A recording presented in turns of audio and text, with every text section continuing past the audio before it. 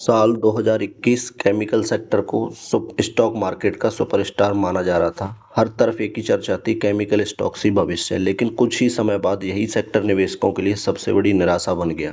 कई दिग्गज कंपनियों के शेयर 30%, 50% और कुछ मामलों में इससे भी ज़्यादा टूट गए। लाखों रिटेल इन्वेस्टर के मन में सिर्फ एक सवाल है, आखिर ऐसा क्या हुआ? क्या केमिकल सेक्टर खत्म हो गया या फिर इतिहास खुद को दोहरा रहा है और स्मार्ट मनी चुपचाप बना रही है? आज की वीडियो में हम किसी एक स्टॉक की नहीं, पूरे केमिकल सेक्टर की असली कहानी समझेंगे, बिना किसी मुश्किल भाषा के और बिना किसी फोमो के। और आखिर में मैं बताऊंगा कि इस समय एक समझदार इन्वेस्टर को क्या करना चाहिए। कोविड के बाद पूरी दुनिया चाइना पर अपनी निर्भरता कम करना चाहती थी। तब एक शब्द बहुत लोकप्रिय हुआ, चाइना प्लस वन स्ट्रेटेजी। दुनिया की बड़ी कंपनियां चीन के अलावा अपने दूसरे देशों में मैन्युफैक्चरिंग बढ़ाना चाहती थी। भारत सबसे मजबूत दावेदार बनकर सामने आया। इन्वेस्टर्स को लगा अब इंडियन केमिकल कंपनीज आने वाले कई वर्षों तक तेज़ी से बढ़ेंगी। इसी उम्मीद में सेक्टर की वैल्यूएशन लगातार बढ़ती चली गई। लेकिन मार्केट में सिर्फ उम्मीदों से पैसा नहीं बनता, असल फ़र्क रिजल्ट से पड़ता है। और यहीं से कहानी बदलनी शुरू हुई। चाइना ने खेल जैसे बदला था, वो क्या उसको देखो। जैसे ही चाइना की फैक्ट्रियां दोबारा पूरी क्षमता से चलने लगी, वैसे ही ग्लोबल मार्केट में केमिकल की सप्लाई अचानक बढ़ गई।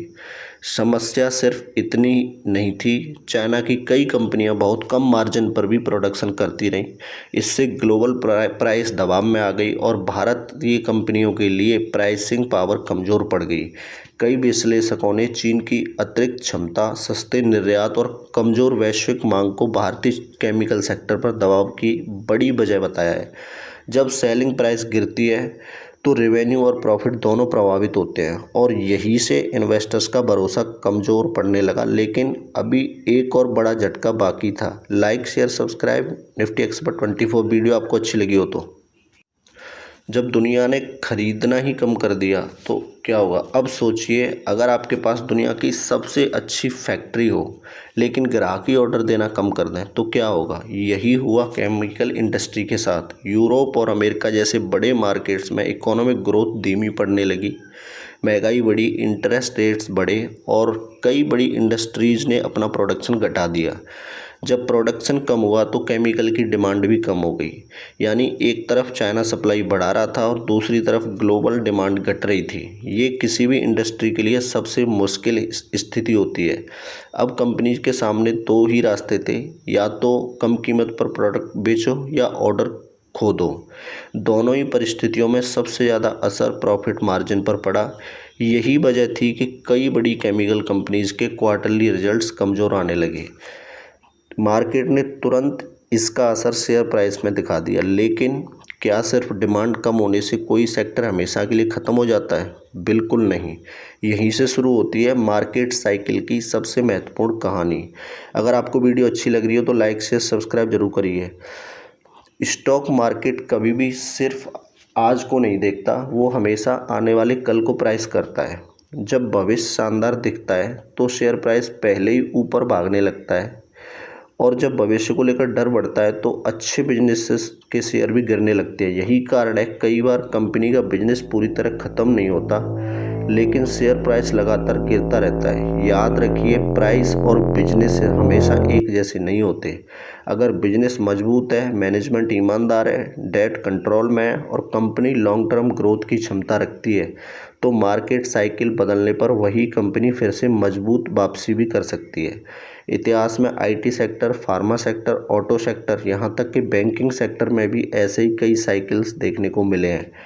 इसीलिए अनुभवी इन्वेस्टर्स गिरावट देखकर घबराते नहीं, बल्कि सबसे पहले बिजनेस की क्वालिटी परखते हैं। और यहीं से रिटेल इन्वेस्टर अक्सर सबसे बड़ी गलती कर बैठते हैं। वे गिरावट देखकर बेच देते हैं, जबकि बड़े इन्वेस्टर उसी समय रिसर्च करना शुरू करते हैं। लेकिन क्या इसका मतलब आज हर केमिकल स्टॉक खरीद लेना चाहिए? बिल्कुल नहीं। यही सबसे महत्वपूर्ण बात हम अगले पार्ट में समझेंगे।